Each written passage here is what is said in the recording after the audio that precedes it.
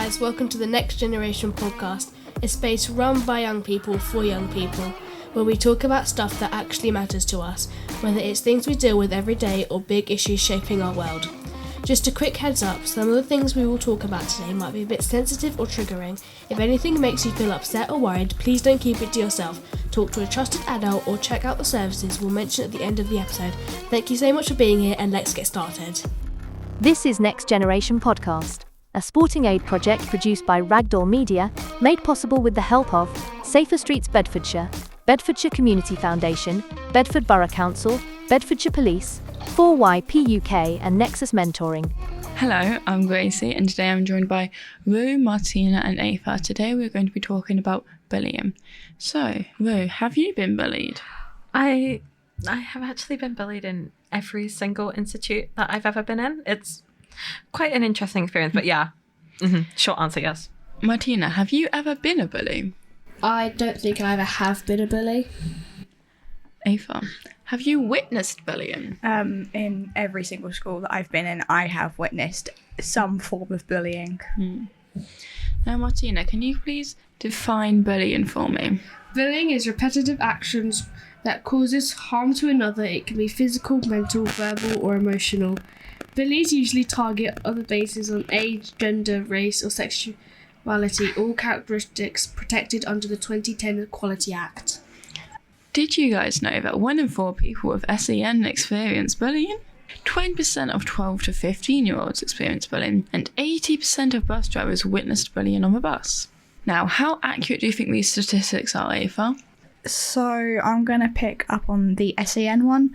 I think a lot more children with SEN are bullied purely because other children find it entertaining to see how they deal with it. So because if a child with SEN is bullied, they give them the reaction that the bullies want. So then it eggs them on and on and on, and it carries on consistently. Yeah. Rue, if you want to choose another one of the statistics. I think it's quite interesting. I mean, I've got my own up here. Do you know when these statistics were made by any chance? Or do we not? These stats came out in 2023. I think that's yeah, that makes sense. The ones I've got in front of me right now, they're from this year. I think that's been an increase. 1 in 4, you said? Yes. Okay. I've got here 40% of young people were bullied in the last 12 months, and 6% of all young people had experienced bullying daily. Do you think that there's an increase in bullying? Maybe, but why do you think the increase hasn't been reported as so? I think this increase has been reported as of recent because, I mean, you have the internet, people are a lot more vulnerable. We've learned to be more oversharing. I mean, you've seen the rehearsals for this podcast.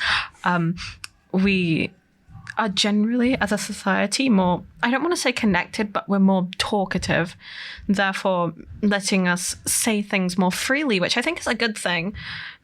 This also allows us to talk about our experiences, including bullying. So the increase in the statistics to me makes more sense. It might have not actually increased within the general populace, but I feel like it would have increased at the amount that we are verbalizing that. Now, Martina, how can we reduce these stats? You can reduce them by, I don't think there really is any way to stop, bullying, full on stop it, but you can, so just say if it's online, you can try and get off social media a little bit, maybe. Have all of you guys been bullied before? I have been bullied myself, so as I did say earlier, I've witnessed it, but I've also been a victim in pretty much every single school I have been to, but I learned, obviously, to report it and try and stand up for myself a little bit.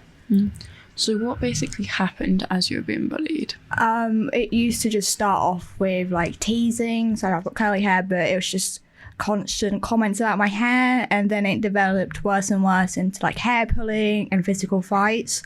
So I was put into isolation a lot as a kid because I was constantly scrapping with my bullies, but they'd start it and school wouldn't believe me, so I moved schools, and it kind of kept going on and on. But eventually I found a school that supported me a little bit better because they looked after students who are SEN themselves. You mentioned SEN there. Can you define that, please? So SEN, from what I can recall, is kind of students with special needs. So they might be, for example, autistic. They might have ADHD. It could be anything that maybe makes them struggle in places of education or just in public in general. So they might need that little bit of extra support from schools and institutions to kind of make them more comfortable in these elements of learning. Thank you. Now, Rue, you've been bullied. How did you respond? I responded in quite a similar way. I've been in and out of secondary schools and lower and primary schools throughout my entire life. Mainly primary schools because I was moving houses. But secondary schools I started off at, I've been to one secondary school, then a transition school, and I'm at my current placement in year 11. And lots of that, I was also a SEN kid. Bullying persisted throughout most of those locations, minus my second primary school, where it was a relatively friendly yet cliquey place and favoritism was quite present. But within my secondary schools, there were lots of people who I would say exhibited things like, I don't know how to put it, like bullying for reasons, either mental, physical. Lots of them seem to exhibit like conduct disorder, which I don't know if you know. Do you know what that is? No. Should I elaborate? Yeah. Okay. Conduct disorder is a mental disorder diagnosed through childhood or adolescence. It usually presents itself through repetitive and persistent pattern of behavior that includes theft, lies, physical violence, and anything malicious. I've also exhibited these kind of behaviors, and I've also been told on multiple occasions that I could have or do have conduct disorder by multiple therapists. And I think when it comes to it, that sort of kind of realm, and I mean, I was existing in my transition placement in sort of like with a place with most of the people who had conduct disorder, and we were all relatively in a similar place. But yeah, I've experienced bullying, and it was relatively tough. How did it affect your grades academically? My grades academically, as of current, I am doing my mocks, and I would say my grades have quite dramatically dropped since moving schools and moving places. Martina, you've been bullied, correct? Yes. How has it affected you in your life? I've been bullied throughout pretty much all of my school years, even in nursery. I'm pretty sure I was bullied. I've got dark hair and quite tanned dark skin, so I always used to get bullied for that, and they'd always make fun of my name as well, and it always used to really affect me. Like as Rue said, it affected my grades. Sometimes they dropped quite bad in like year 3, I think, because it was obviously COVID years back then, so we didn't get the proper help needed. Thank you for that. How did you cope being at home during COVID? It was quite, I wouldn't say the best, but I wouldn't say the worst either, because I have a little brother who is SEN, and it was quite hard because my mum was normally helping him. I used to have to just get on with it on my own. How is that affecting you today? I wouldn't say it's really affecting me today, but more recently I've been diagnosed with things like dyslexia, and currently I'm getting more help for that, but sometimes people can be quite rude about it, saying if I take a while typing something or writing something down, they're saying like, oh, you're taking so long writing this, you're so annoying, something like that. So it's kind of affecting. What would you do? What would any of you guys do differently if you could, through your experiences of bullying?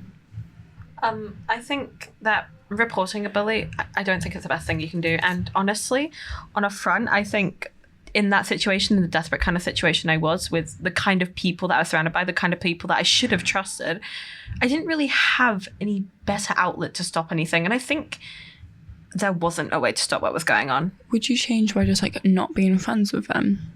I wasn't friends with them. They were complete strangers to me. And what happened in the end is that I kind of ended up bashing them up a bit, but I think that was genuinely the best thing I could have done in that situation, because there was no other way to deter them. There was no other resources that I was given or could have been given. And it was genuinely like I felt like a lost cause within that situation. But you mentioned you trusted them, so they were strangers to you, yet you should have trusted them. Oh, not the bullies, as in the people that I was reporting. I should have reported them to. Sorry, I didn't confirm that very well. That's my bad. I thought you were saying how you trusted the people who bullied you. Oh, no. What would you do differently, Martina? I don't know, to be honest, because I was friends with one of my bullies. This was actually quite recent, last year. I probably wouldn't have trusted them to be my friend or told them as many secrets that caused the bullying. Are you finding it harder to make friends because of that? No, I have lost 2 friends at the most, but other than that, no, all my friends would say the same because they were all on my side and they witnessed it. Did that make you feel like you became closer with them? Yeah, I've become closer with about 3 or 4 of them because they helped me report it to 2 different teachers. Now, what would you do differently, Ava? So quite interestingly, when I did try to report it, it actually got worse. So my last school, while they were quite supportive, send students, at the same time, they weren't exactly the most fantastic. So for instance, I would report it to my form tutor to start with, and he'd actually bully me about it. He wasn't the greatest of characters, definitely not the greatest of form tutors, so I actually had to move form group and I reported it to the head teachers. I also got my mum involved and she threatened to get the police involved, so it really did escalate, and I kind of wish I never confided in my own form tutor. I never really reported it, but I did end up kind of isolating myself and hiding in the art room a lot. Going off what you said, would you say it's a systematic issue? It was a systematic issue. It kind of was and it wasn't. It was quite literally, I think, just that one teacher, but he was kind of the head teacher's favourite because of how he taught the students, how he controlled the environments, but then he had those students that he'd actively bully, and I was one of them, unfortunately. If he wasn't hired, obviously it wouldn't have been a case, but it ended up escalating so heavily and it really did impact me. If you had a different form tutor when you reported it, do you think it would have been a smoother help? So I believe so, yeah. So I actually had to move form groups because my parents weren't actually having it. They were like, this isn't on, this shouldn't be happening. It's an adult bullying a child to begin with. So I got moved form groups into form group one of my best mates. And because I was so anxious to confide in the form tutor again, my friend kind of helped me with this element.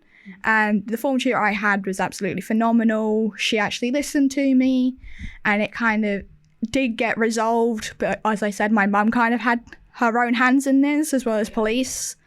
So it was if I hadn't had him in the first place, I don't think it would have escalated as it had. Would you say you've got more help from friends and family or the school?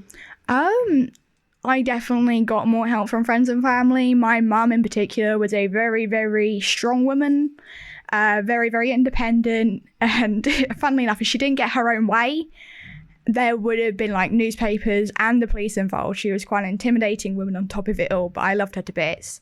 And the friends I had, they were a bit kooky like me. They were all SEND students as well. And they all understood where I was coming from and they were so supportive of me, and I can't ask for better friends, and I'm still friends with them today. Martina, when you reported it, did it help? It did stop, but it was really awkward the way we reported it because the teacher, my deputy head of year, made me, on my own, go up to the 2 bullies and say to them what they've done. And it was really awkward because the way they looked at me like they're about to jump me. Did it just end after that, or did it escalate at all? They completely ignored me after that. They blocked me, they just stopped talking to me, and they excluded me whenever they're talking to my friends. They just completely non-acknowledge my existence anymore, like I'm dead to them. Do you regret telling anyone, or? I don't really regret telling anyone because I wanted it to stop because it got sexual. Like the way they were saying stuff. Because it was all verbal, but the things they said were really sexual towards me and my friend they were bullying me about. But I'm glad I reported. I may have lost a friend or 2, but I'm glad it stopped. Do you reckon that their parents would have got involved and found out what was happening, or do you think they were just left out of it? Parents were called. My form tutor said she will be contacting parents, but I've seen the couple weeks after I saw the girl's parents and she said nothing to me, so I don't think the parents really cared, to be honest. They were just like, just don't do it again. Rude. What changes would you implement? What changes did I implement into the system? Yeah, the system to how to help. When it comes to that, I don't know what you can do to the system, really. I just think it's kind of effed, but I'll try and explain it as concisely as I can. One, I think we should be able to control the children's influences. I mean, as said by many great dictators and politicians, you get to the people by going to the schools. Really weird to cite, right? But I'm kind of right. Anyway, other than that, I feel like we should be able to have people we trust. I feel like we should have background checks. So they're not done very rigorously. Someone I know who went to primary school and their teacher ended up being someone who manipulated and sexually abused children. So yeah, I think we have to be better with our safeguarding. I think we have to make safeguarding more anonymous, more private.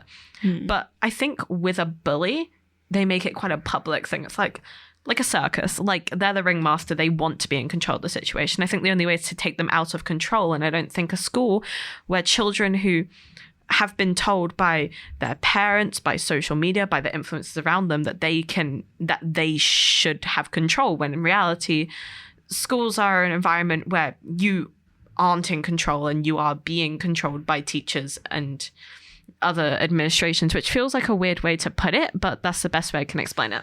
What were some of the reasons you were bullied? I was bullied due to quite a few things, actually. I could go on. I am ethnically very partially Jewish.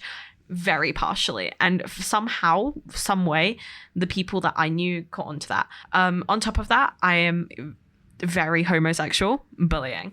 I dyed my hair. Bullying. Anything that makes someone stand out due to either expressing themselves, either expressing who they are, or just genuinely existing, usually gets them bullied. Everyone's bullied for some reason. I mean, there's a guy in my class currently who's just a little short. I have never seen someone throw a ball of paper at somebody so fast. You mentioned that you bullied others before, right? Yeah. Why? This specific person, it was a single person. This person abused me in all three ways: physically, mentally, and sexually, in every single aspect of the third one. I didn't know what to do. The people around me at that time at that school, I didn't trust, as prior mentioned, because if I reported something else would go wrong. And I ended up just deciding, well, what's the best way to stop someone else from getting hurt if I just socially shun the other person? But can it be classed as bullying if they harmed you first? Duh, yeah. I that was a bit, but absolutely. I think bullying is a thing where it's mutual to everybody, right? You oh yeah, he hit me, so I'm gonna throw a nuclear bomb at him. That's not how it works. That is not how it works. You can't just you at some point you have to be the bigger person. There's been so many times where in the future I've done that. In the future from that moment, as in nowadays. Now, Martina, going back to you, have you ever tried therapy at all? No, I've never tried therapy. I've talked to people like teachers, safeguarding, my old dog at the time. Pets are very good at helping things, because if you want someone to just rampage onto, but that you don't want a solution, just want to tell someone, animals are amazing for that. Have you ever tried therapy, Ava? So the last school I was in, which was then kind of assisting, they provided me a school counsellor, and she genuinely did not help. She wasn't exactly a listening sort. So instead, I went through a group that I'm kind of socialised with, which was the Carers of Bedford. And they provided members of staff that I had already previously spoken to come into the school, and I could just talk to them about what was going on. And they actually helped a lot, but overall, it the first experience I had of therapy did actually make me absolutely terrified of confiding in another adult for that sort of stuff, because I had obviously the incident with the teacher, and then I had the therapist that didn't listen. So then at that point I was genuinely terrified of confiding into adults. Do you reckon more people should try therapy, or? I think it's depending on the group that you go through. I know that some of the groups of therapy are not the greatest in the world. It also depends on what sort of person you are. So, for example, I currently go to a mental health group outside of this, and they are a lot more supportive than, for example, a therapy company is. And also, therapy can go, if you have to go privately, that's just expensive. Yeah. Very expensive. And then some of the ones you get don't even listen to you. So, it's just like, it's a bit of both. It depends on you as an individual and kind of the therapist that you get if you go through with it. The people at your carers thing, do they know you more as a friend or than just a stranger? The group outside of this, or the carers of Bedfordshire? The group outside of this, sorry. So they kind of know me more as a friend. So they are a group that I confide in that help with just mental health. They do, and obviously bullying does affect mental health. So then you can kind of go to them. They give you activities to distract yourself. They keep you busy.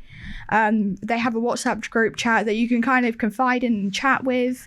So overall, they're more of a friend sort of thing than an overall company. So I prefer going to groups and socializing with other people than a company. Okay, thank you for this.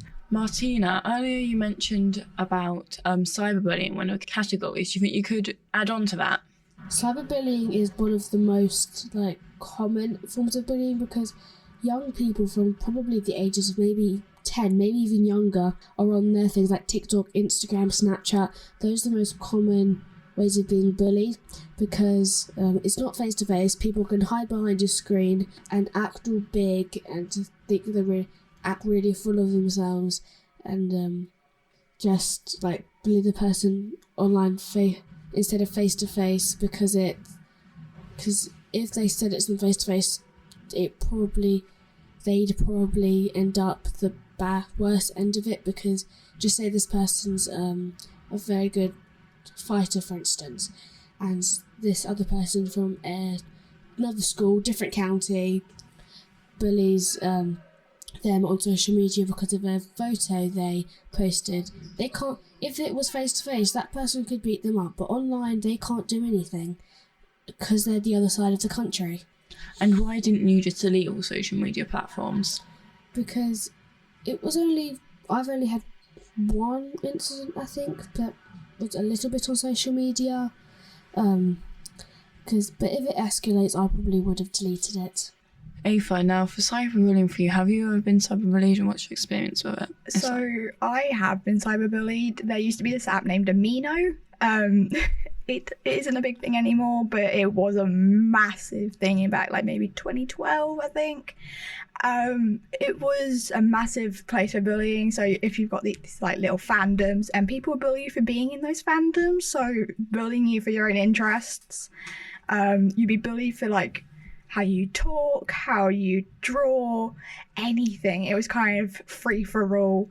But there was also kind of the more disturbing side of Amino, but it wasn't just Amino. It'd go on to doxing. I wasn't part of this, but I'd seen a point where it escalated into grooming and into doxing of a young child. This person had a big platform, and they harassed this younger individual, and it had their phone number, all their other social medias leaked. Now, what is doxing, Ava? So doxing is the intentional method of giving away someone's private and confidential information, such as their address, their phone number, anything that could seriously put them into a lot of danger on social media.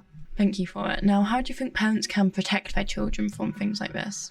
So parents can manage for example, how long a child's on social media. If the child's, a lot of apps have health and safety guidelines, which include the ages that person can be before joining social media. So I know, for example, Snapchat is 13 plus. You can't be on Snapchat if you're under the age of 13, and parents need to manage that. Otherwise, it can lead to cases of cyberbullying because you've got like a 12-year-old on Snapchat being bullied by some random that's added them, and parents also need to kind of manage who these children are talking to, because you can go through like the friends list and they can review who's talking to who. And if you don't know them, don't talk to them. Did your parents do any of that for you? So my mum was incredibly strict on what social medias I had. I wasn't allowed Snapchat until I was 15. I wasn't allowed Instagram until I was 14. And I will admit, I had a meano behind my parents' back, but then they kind of just accepted it. It kept me quiet, it kept me happy. At the time, there was no bullying. It kept me in my interests. It allowed me to find other people. Because there was no sign of bullying on that app, it kept me quiet and my parents just shrugged it off. But then Instagram came around and that's where it all escalated for me. And then as soon as I joined Instagram, that's where that grooming and doxing incident really escalated. Thank you. With me, I'm still not allowed TikTok, but I have Instagram and Snapchat. I'm only allowed to follow people if I know them in person and stuff. But with Instagram, obviously you have the private accounts, and with that you can have it so if you follow them, they can't see your profile. But if you allow them to follow you, then you can. And I don't feel like I'm missing out on much either because of it, because they're similar, but it's just someone more safer for children on it. Constantly having a lot of, so for example, a popular content creator could send all of their fans after one individual. So TikTok's a very toxic environment. Yeah. And it's actually being banned in America, fun fact, as of next year. And thank you guys so much for sharing all this today. And we've hopefully shared some light on the bullying topic. If you have been affected by any of these issues, please reach out to either Young Minds Parent Helpline. Their phone number is 0808 802 5544. Or you can contact a Samaritan, which is 116 123. There are professional online safety people you can contact, and that is 0844 381 4772. And there's confidential help and support, which is 0808 100 0900. This is Next Generation Podcast, a Sporting Aid project produced by Ragdoll Media, made possible with the help of Safer Streets Bedfordshire, Bedfordshire Community Foundation, Bedford Borough Council, Bedfordshire Police, 4YP UK and Nexus Mentoring.